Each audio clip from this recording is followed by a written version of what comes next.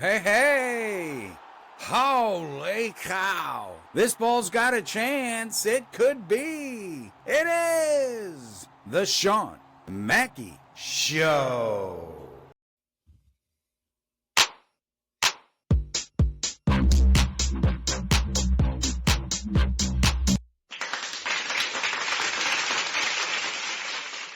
All right, ladies and gentlemen, here we are, the Shawn Mackey Show, Season 3, Episode number 5. We're already here on number 5. You see, I got my special guest again, Robert Soup Campbell. We talked last week about hitting you with our predictions for the National League in Major League Baseball. So, we're going to hit you with those. Now, this is the first time on the Shawn Mackey Show we're going to incorporate the whiteboard. I hope it works out and you can see it all really well on the final video. Inside the studio, it looks so far away. But hey, we told you at some point we were going to hit you with the whiteboard. So here we are doing that today. So, Matt and Sue predict the National League. What are we going to hit them with today, Robert? League MVP. MVP. National League Cy Young Award. Cy Young. And National League Rookie of the Year. And the National League Rookie of the Year. And now, if they stay tuned later, we're going to do the National League standings in full. Standings. We're going to hit you with the winners. Oh, and the losers of each division. And yes, you've all heard me talk about being a teacher. And as a teacher, Mr. Mackey used to write that sloppily on the board as well.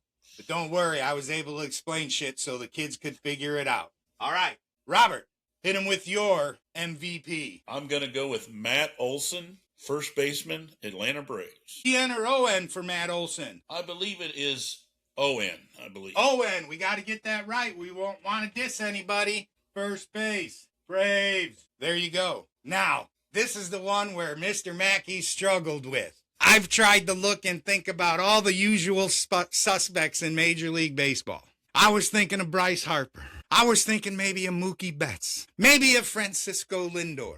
A Juan Soto, if you will, with the Mets doing okay right now in April. And if they don't have a come apart and finally get it together, could Juan Soto end up being your National League MVP? There's so many more candidates. But right now, I have to confess, I'm going to take the Homer approach. It's the only time I'm going to do it in our predictions and in our standings. But I'm watching a guy now in 13 games, to me, is absolutely his team's MVP.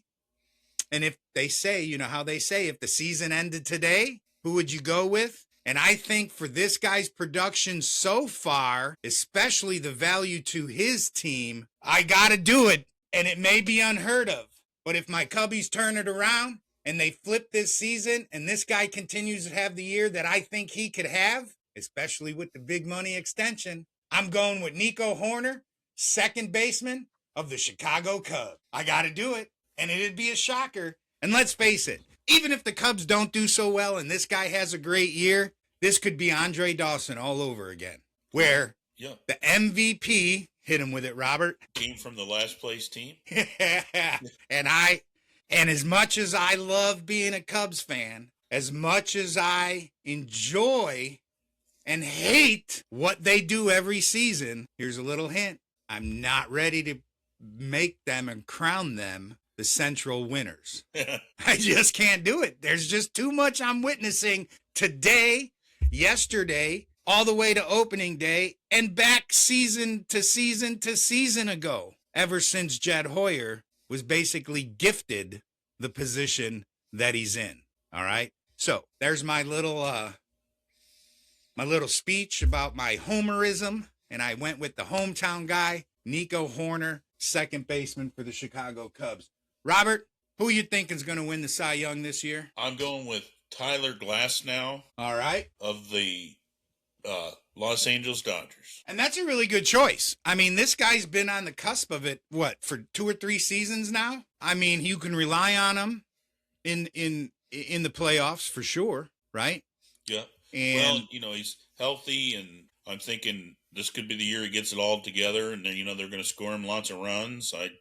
And if I'm not mistaken, didn't he start this little road to dominance somewhere else before being acquired by the Dodgers? I think he came, if I remember right, I think he was a high draft pick with Tampa. That's where I'm thinking. I think that's where we might have first heard the name of Tyler Glasnow being a pretty dominant pitcher in Major League Baseball in general. Now for the Los Angeles Dodgers. And he's the poster of what you want. I think he's like 6'8", big and strong, smooth delivery, what you want the pitcher to look like. And I just think it's a possibility this may be the season he puts all the right things together.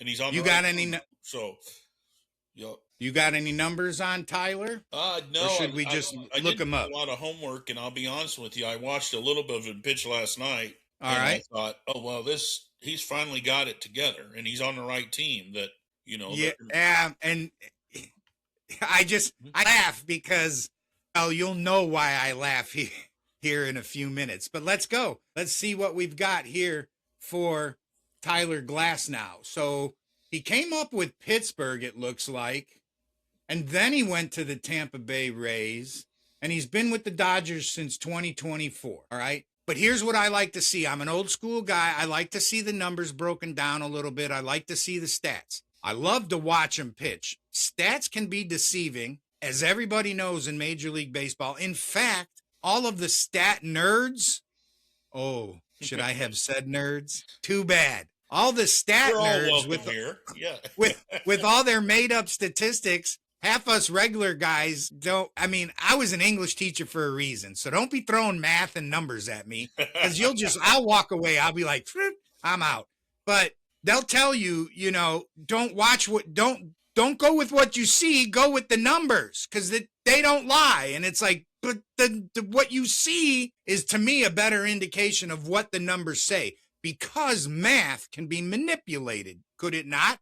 You're going to make up a new statistic. You're going to decide what goes in it and how it's formulated. So you could take things that they do and put them into this new stat and formula and make it look like they're better on paper. But when you watch a guy and you consistently see 5, 6, 7 pitches per batter, getting behind in the count constantly, giving up runs in key situations, putting runners on base, too many walks, to me, sometimes the eye test is the better test. But I like Tyler Glasnow here. He's 44-36. All right. So he's got a .550 win-loss percentage. I really like that. And, 3.74 ERA, but for a starting pitcher who will go deep into games, I think that's pretty good, Yeah, I think the standard, to me, if you say the magic number used to be 3.5, I think that's almost 4. If you're a starter with, a fair amount of innings and you're under 4 anymore, that's kind of a benchmark. Yeah. So I'm thinking 3.74 is pretty good. But here's the deal. Let's see. How many games? 170 games, 974 strikeouts. Okay. Starting pitcher eats up a lot of innings, 172 innings, but 974 strikeouts. That's almost, that's better than one and a quarter strikeouts an inning. So over the course of a 9-inning game, you're looking at an average of 8-9 strikeouts a game. I like that. I really like that for Tyler Glasnow. So that's an absolute awesome pick, Robert. Awesome. Now, this is why I laughed earlier, because my guy. I know where he's going. Stay tuned. My guy that I'm going for Cy Young Award for this year, because, all right, let's face it. The team he plays on has just been freaking dominant for the last. We could go back to 2016, because who did the Cubs beat in their World Series run? They ended up having to beat the Dodgers. And then the Dodgers, I think, beat them in 2017 when we were thinking we were going to have that dynasty. So really, for the last 10 or 11 years, the Dodgers have been up at the top of the standings. They got an owner who's willing to spend money. Well, really, they're the new Yankees. Really. Yeah, well, or, the National League version of the Yankees. Well, I just because I have not seen a team spend like this in the National League ever until the last 10 or so years. Yeah, and on a little side note, where this show is recorded, we got a guy who owns a few lumber yards who's a 5% owner in the Dodgers, and you go up the street and it's Dodger heaven. Dodger You Town. go up there and you got Garvey Street, Piazza Road, Hershiser. Yeah, you've got Lopes Boulevard. You've got Green. I'm like, he just like, you know what? I'm building the neighborhood. I get to name the streets, so they're all going. The first baseman. Shit, Garvey. You said Garvey. There's Garvey, yeah. Huh? Yeah, Steve Garvey. I'm like, I'm naming the streets, and I would do it. I'd have Ditka Avenue and Bobby Douglas Drive, Jim McMahon Way or whatever. But we got that connection here in little old Central Illinois. So my guy, I'm going to let Robert tell you, because I didn't even discuss this with him. But the minute I said I was going to go in a different direction when we were talking about not choosing the winners of the same awards from last year.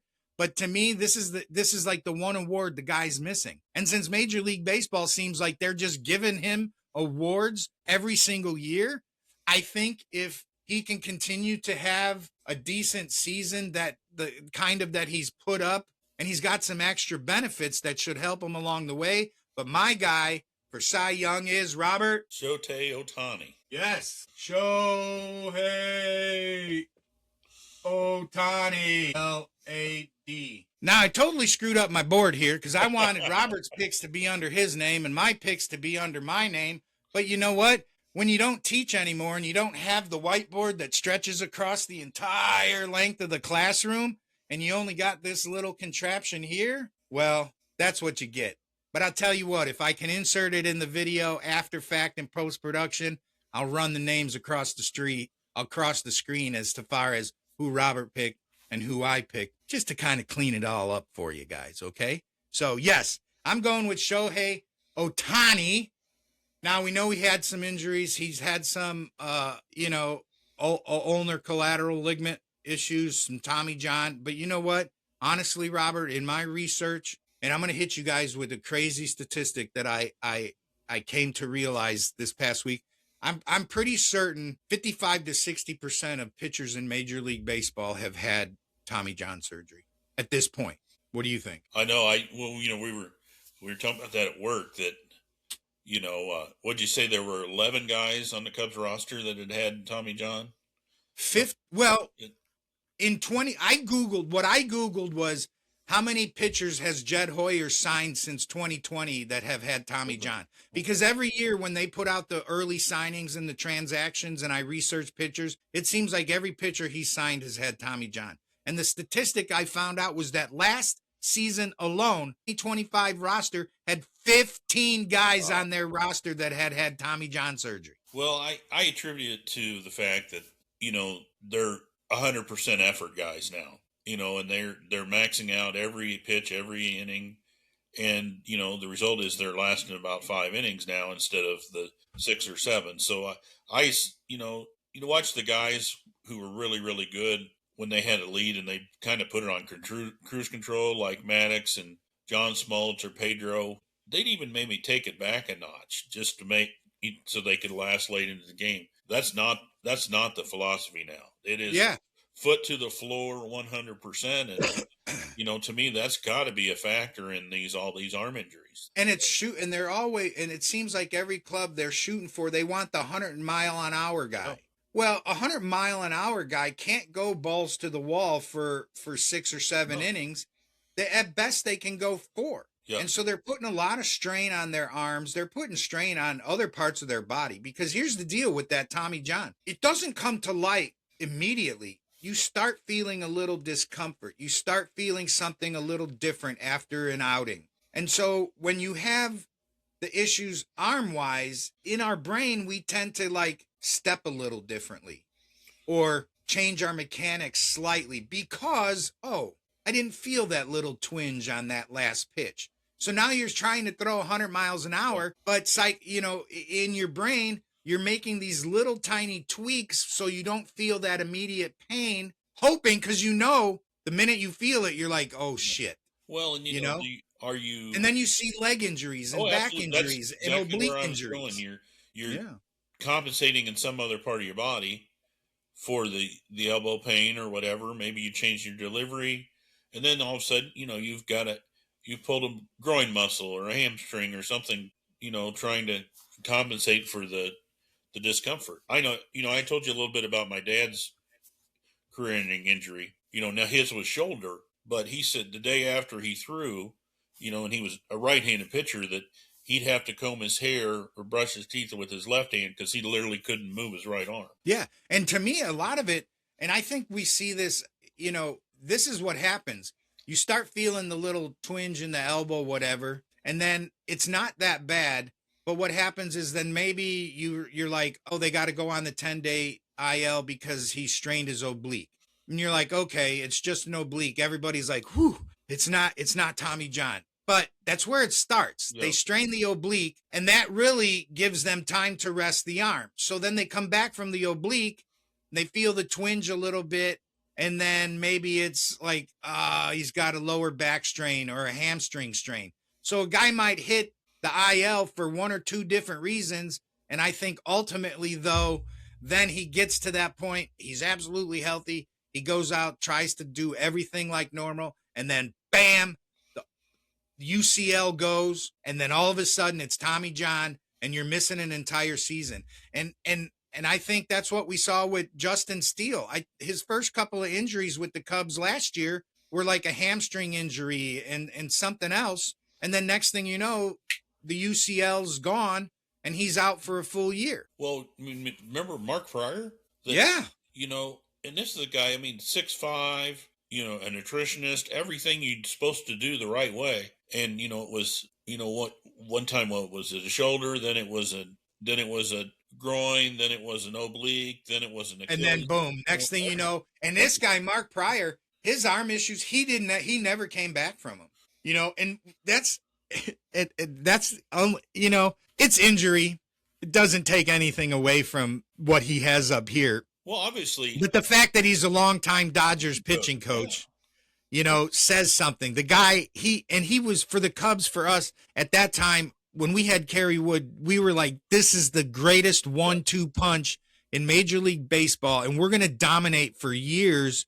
And his injuries piled up so quickly that I think he was out of Major League Baseball within 5 years. Yeah, I don't think 30. His career was over. Something like that. Yeah, and I think that's what you see. So we know Shohei's had the surgery before, but you know what? Had the same issue with Carpenter and Wainwright. As good as those two guys were, the only time they were healthy together at the same time was when Wainwright was a rookie and we used him in the bullpen.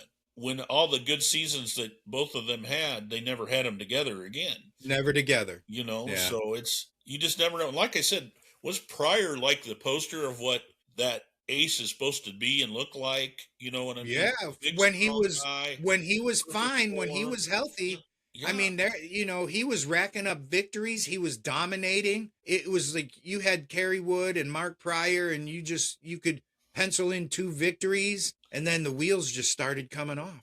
They were significant injuries. You can't say that it was him. It just was really just bad luck. And he's one of those guys that's kind of when the velocity era kind of started creeping in. Like you wanted guys to be able to throw as hard as they could and just throw smoke. And it's like, I don't know. Guys can time up fastballs. In Major League Baseball, I don't care if you throw 100 miles an hour, the right hitter is going to time that up. And if that's all you can throw and you can't locate pitches and you can't like hit the off speed stuff in the zone, like if they know, well, he can change speeds, but it never hits the zone, guys will tee off on that. So I don't think there's a big benefit to throwing 100 miles an hour. The likelihood of somebody catching up to 100 consistently is not the same as 90 consistently. No. You have a lot more margin for error, but I told you hitting off a pitching machine, turn that thing all the way up. I could get it timed and I could just hit rope after rope on it. Yeah. But, you change the speed and change the location, then you've got to adjust. And, major league hitters are, 1,000 times better than that, but they got to gear up for the fastball. And that's where the guys that change speeds and locate is you're gearing up for the fastball and then you snap off a breaking ball at the knees on the outside corner. There's 10 guys in the league that make that adjustment and hit the ball hard. The good ones that can maybe foul it off or if it's not a strike, they'll wait for their next mistake. But there's a lot more margin for error with a guy that throws 100 versus a guy that throws 91. But yeah, but still, yeah, you can't throw anything the same. No, but and that's where a lot of these guys who can throw hard and fast, they throw it. I mean, we saw that a little bit with Shota. He had like 2 pitches. He wasn't developed, wasn't locating well, and they were just teeing off. I think they were actually like teeing off on his sinker or whatever, with his sequence. But I mean, if you can throw 100 miles an hour, but then you can hit the zone with the off-speed pitch and you can locate better and you know when to dial it back, I think you're going to be an effective pitcher. Well, we talked about Randy Johnson the other day. He threw 100 the minute he was in the majors, but till he went to Seattle and he learned that great slider, he was unhittable. When he could get the slider in the strike zone, and you have to look for the fastball off him. And if you're a left-handed hitter and you're looking for the fastball, you have milliseconds to adjust anything else. And that's why he was as great as he was. He could get you out at least 2 different ways, and he seldom left anything in the middle of the plate. And, and that's, and I know he's a rare, especially being almost 7 foot tall, that virtually the ball is literally on top of you before he ever lets go of it. But well, yeah, it's almost like he puts it into the catcher's glove. Yeah, absolutely. Here you go, strike. Absolutely. But to me, pitching is a science, and I think a lot more guys these days are ignoring the science. Well, I don't think they're teaching it to them. I think they're saying go out there, throw as hard as you possibly can for as long as you can. Now, my dad and I were having a conversation about it the other day. Is that more of these kids are going to college, and that that's the mentality in college. Is part of it is the aluminum bats is they got to blow the ball past them, because the aluminum bats, you don't have to, as we say, you don't have to get good wood with aluminum bats always to get good results. So no, what do? They want to blow them all away. They want to strike them all out. And then these guys are throwing 100% all the time. Too much. Yeah. And we saw that a little bit with Shohei. But you know what? He's 40-20 as a starter, 6.67 ERA or 6.67 winning percentage. But here's what I like. He's only got a 2.93 ERA. Well, so and he can change speeds, and that's the Korean League or the Japanese League. That's the difference between them and the major league. They teach the science. They teach the guys proper ways. You've got to change speed because those guys, the ballparks are so small that and if he was as good as he was there, he's going to success here. Now he just happens to have the great live arm and fastball on top of that too. So and here's the deal. I think I read where the Dodgers are going to kind of go with a 6-man rotation to give him extra rest. He might not pick up the number of starts, but he's still going to be up there enough to be in consideration. And I mean, hell, Paul Skeens won it last year just because he had the best ERA in Major League Baseball, and his record was by far a lot different last year in year 2 than it was when he won it in year 1. Well, when I first heard about that 6-man rotation, and bear in mind you've got to have 6 pitchers, 6 decent starters. Most teams don't have 4, so. But here, think about this, and this happens in the playoffs almost every year. When you bring your best starter back on 3 days rest, they're not the same very often. So just think, now not only are they going to be on a regular rest, they're going to have an extra day. Does that extra day rest make as much difference as the 1 day short rest does?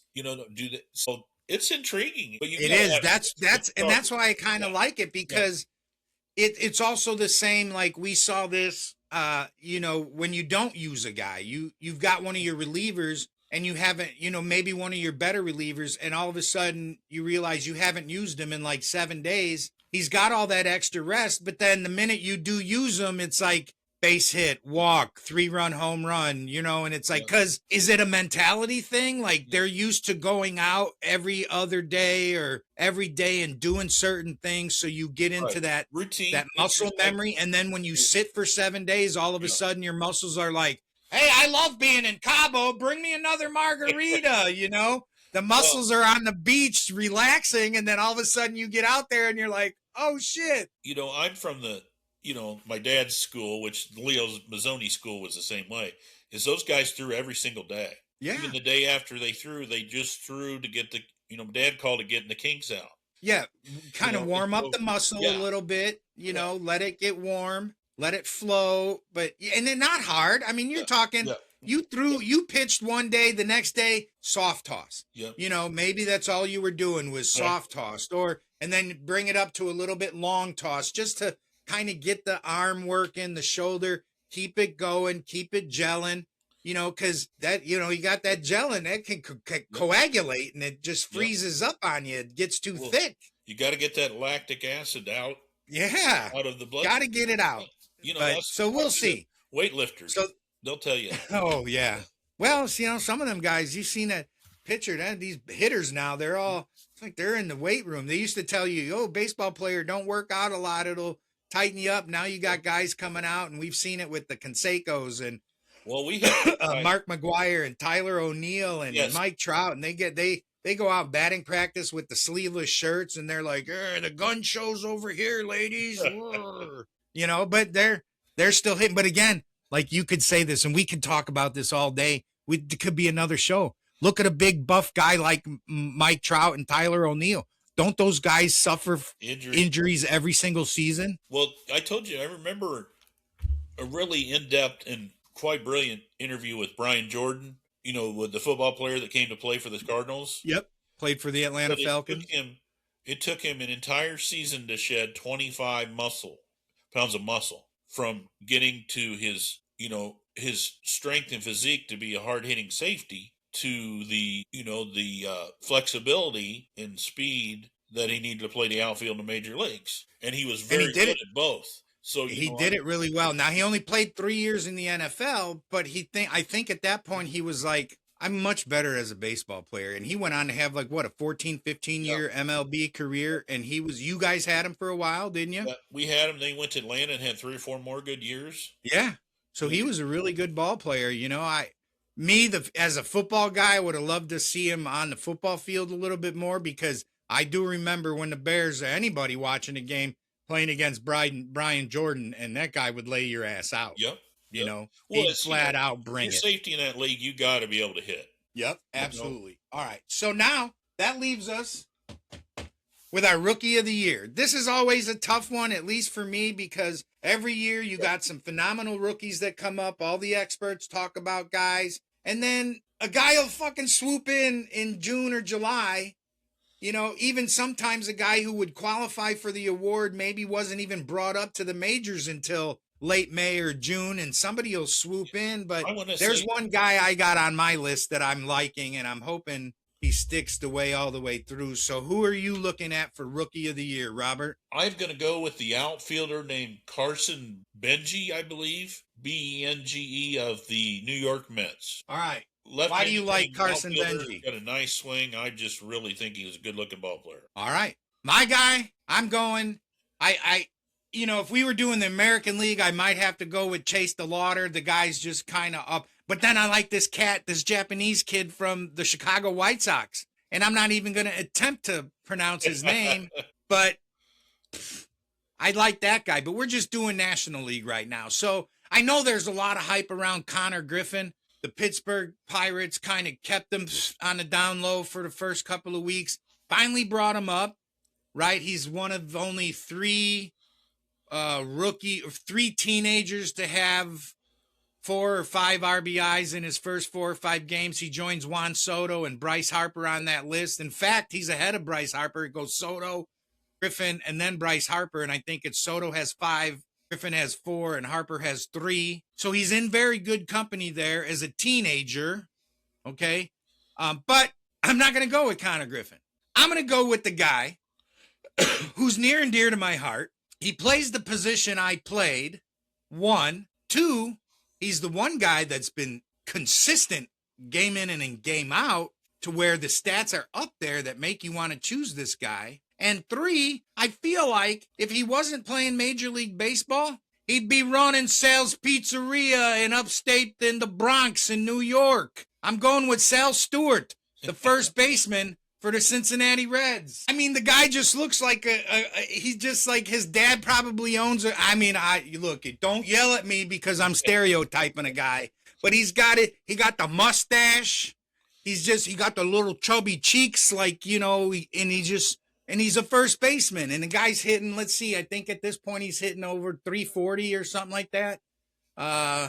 On base percentage, slugging percentage 681 right now, hitting on base 458. Where's his at? 340 average, 4 home runs, 16 hits. He's got 9 RBIs, and he just looks like, in 10 years when he retires from baseball, you're going to be in Manhattan somewhere and you need a slice, and Sal's going to be back there hooking you up with some pepperoni. Okay? I love the guy, and he's a first baseman. So I played first base most of my career. It's my favorite position to play. And so I'm going to go with Sal Stewart of the Cincinnati Reds. So there you have it. There's our predictions for the top 3 awards. Now we could sit here and talk all day. I wanted to say J.J. Weatherholt, but I thought I would, I'd be a total homer. So well, that's why I took that burden from you, Robert. I took that burden, and that's why I went with my guy Nico Hoerner, because I'm just going to tell you what. This guy, Hoerner, flirted with the batting title last year, just missed it by 3 percentage points. Did he lose? I think he lost it to Trey Turner again, or Trey Turner, I think it won it. But, and he's just consistent. I don't know why they're leading him off. I know. I told you I'd have him bat in second. That's, to me, he's a perfect number 2 hitter. I mean, and yesterday was a perfect example. I mean, he led off the game and got a hit. Cubs couldn't drive him in, but then every time he came up after that, there was no one on base. So it was like, they just wasted him. I don't understand the breakdown of the lineup. To me, you or me both. That's some of the, bigger issues that I have with the Cubs this season. Of course, some people out there were like, why is Hoerner leading off now? And of course, the fans were like, Council did that last year because it was a lefty. Well, you know what? Hoerner's been leading off against right-handed hitters. So what I'm going to say to a lot of you fans that I see posting on Facebook, shut your damn pie holes, because you don't know what the fuck you're talking about. You're not paying attention to the game. Trent Council has no rhyme or reason to why he puts together a lineup, and every damn lineup it seems he puts together is wrong on so many levels. Well, as an outsider looking in, to me, one easy solution would be swap Armstrong and Happ. I'd have Armstrong leading off, and I'd have Happ batting 7th probably. And I think Armstrong with his speed, then you've got the consistency from Hoerner, and then Bregman, I get, your money ball player, you want to bat him 3rd, and Bush somewhere 4th or 5th, and put those good bats together, and you're going to get runs. That's the thing, is there's too many outs in between the guys that are productive, and they can't. Well, and then the Cubs suffer from can't do shit syndrome sometimes with that 3-4-5. I know in one of the games in the past, to start the season, I was watching one of the games, and I think at some point they had runners on 1st and 3rd with no outs, and the 3-4-5 hitter came up and popped up or struck out, and then 2 foul ball pop-ups end the inning. I know in yesterday's game, I saw at one point like Ian Happ induced a 7-pitch walk, and then the next 2 guys just swung at the first pitch, and boom, inning over. One point the Cubs loaded the bases after a 5-pitch walk, and the next hitter came up and struck out with the bases loaded. So they suffer from being able to brother, that's runners and scoring. That you've got a guy in the ropes that's struggling to throw strikes, and you keep giving him, make him throw strikes, make him get you out. Don't give it to him. And I get the appeal. He's just come off a rough at bat, so he's going to groove that first pitch down the plate, but it doesn't mean you have to swing at. Get him to give you another one. Let him throw the first one down the plate and take it. Yep. Then see where he goes with pitch 2 and 3. Next thing you know, if it's 2-1, 3-1, well, now you can take a chance at that pitch that's coming down the plate because this guy's panicking. But if he throws it out of the zone and you walk in a run, well, what do they say, Robert? A walk's as good as a hit. I know. Yep. And that in the major league level, they're just not doing it. So Now, when I played, and I was not a power hitter, I will put that out there. And really, I had 2 counts where I felt like I had the green light all the time. That was 0-0 and 2-0. If I got 3-0, automatic take. If I've got guys on and somebody's struggling to throw strikes, I took till I got a strike. You mind it? Yeah. You got the bases Especially loaded. when you can see he's struggling. Yeah, you got the bases loaded. I took till I got a strike because like you walk. Keep the merry-go-round. Yeah. Don't give outs away. And a lot of times I feel like some of these guys get to the pro levels, and we talked a little bit about fundamentals kind of going away. But I think they're so busy after an at bat looking at the iPad to kind of see what the pitcher was throwing here and there. Yeah. But they're not studying the rest of the game. They're only looking at their at bat. If you're paying attention to the game when you're not at bat or you're in the outfield and you can see a pitcher struggling, and you just see the guy before you, it took him 8 pitches and he ends up walking the guy, that should tell you, take a little bit here. Gas. And let him make the mistake. If he walks me, so be it. That brings the next hitter up and we got another runner on base. I loved that. I loved hitting 2-0 because, with no one on base 2-0, I'm sitting dead red. I know they're going to throw me a fastball and I'm licking my chops. And, and so, nobody's a student of the game anymore, it seems like. Well, like you said, it's their at bat. They're not looking at the situation before, the situation after. And I know I'm a homer here, but that's what they always talked about Tony La Russa. He was already thinking about what he's going to do next inning. Playing chess, not checkers. Yeah, exactly. Yeah. And I think the guys, especially the young guys, get caught up in the sabermetrics exactly like you said. What's the iPad tell them? I remember, you remember Dan McLaughlin that used to do the Cardinal games on TV? Yeah, yeah. Now he got fired for, not being able to stay off the sauce. But I remember him telling me his first game that he did with Jack Buck, and he walks in with all his notepads and all this stuff, and Jack takes them and throws them in the trash and says, "Game's out there. You tell them what you see." Right. I mean, that's the thing. Yeah, that's going away. I kind of would like to walk into a clubhouse and take all the charts and graphs and throw them in the trash. Rip them off the wall and throw them in the trash. And say, go out there and play the game. Go out there and play the game. And I mean, it's good. As a broadcaster, it's okay to have some of the stats, height and weight and where they went to school and the little intangibles. But that's what you got a production staff for. They're going to give you that in your ear or give you, back in Jack Buck's days, with Dan McLaughlin, his little note card. Now they've got their TV screen. But yes, watch the game. Pay attention to the game, especially as a player. You can tell guys who are struggling. You pay attention to the game, you could see a shortstop or a second baseman setting up a little too deep in a certain spot for you can be like, wow, this guy, he's shading me wrong here. But they don't pay attention to that. They have to have someone tell them to it. But if you're just out there watching the game and you're paying attention, talk to each other. Well, we were talking about this the other day. We were talking about base running. I remember in Little League, for God's sake, Little League, I'd be on third base and there'd be one out. And third base coach, which was my dad a lot of that time, he goes, tag on a fly ball. Tag on a fly ball. And these guys,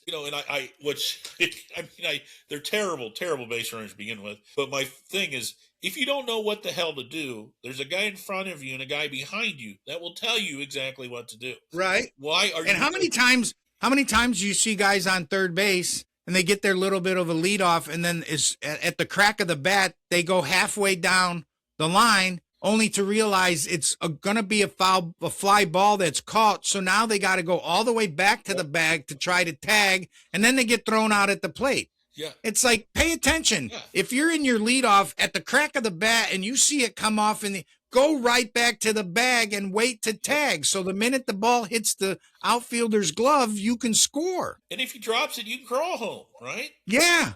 Yeah. But and the Cubs have been guilty of this the last couple of years. They are so bad at driving in the sacrifice fly. I don't know how many times I've seen runners on first and third, runner on third with no outs, and they don't score a run.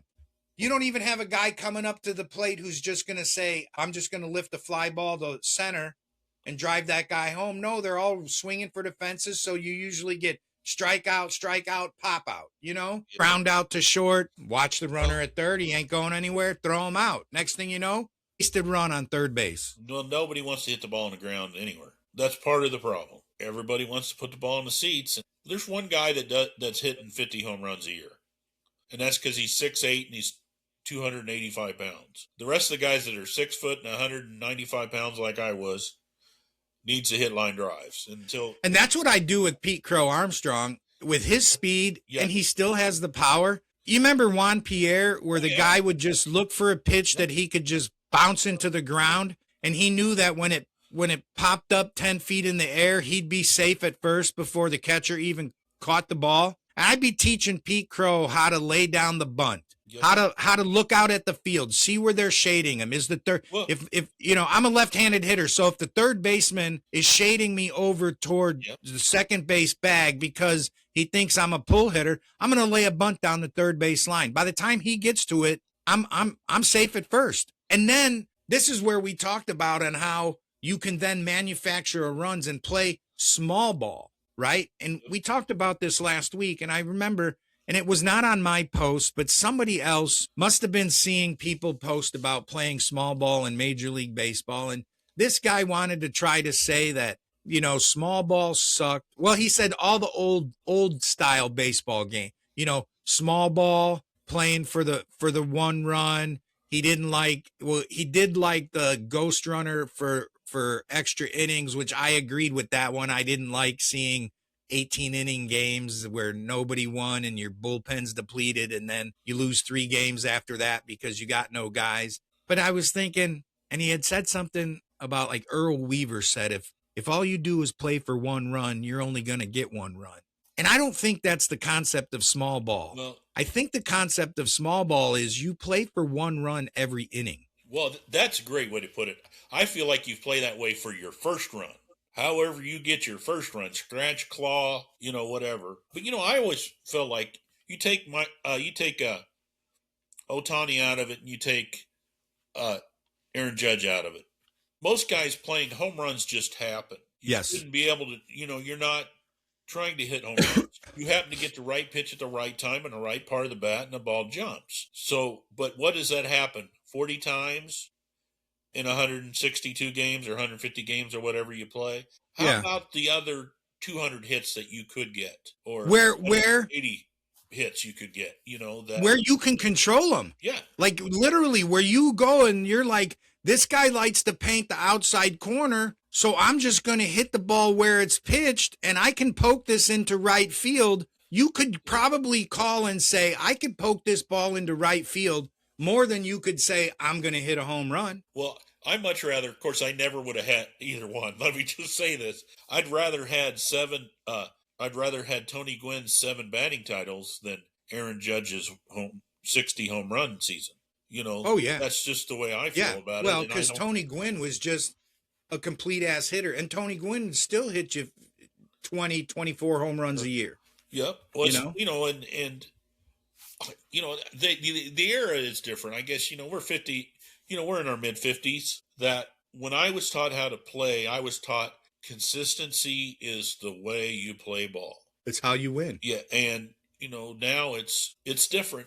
I love 3-run homers as much as anybody. They're game changers, but you got to have 2 guys on. You know what I mean? That's right. That's you need 2 guys who can say, I can poke this ball into left field, or I can, I can drive this down the line. I can get on base here. Yeah. The game, I still enjoy the game. It still frustrates the hell out of me. I really do think the season is, even with the game clock,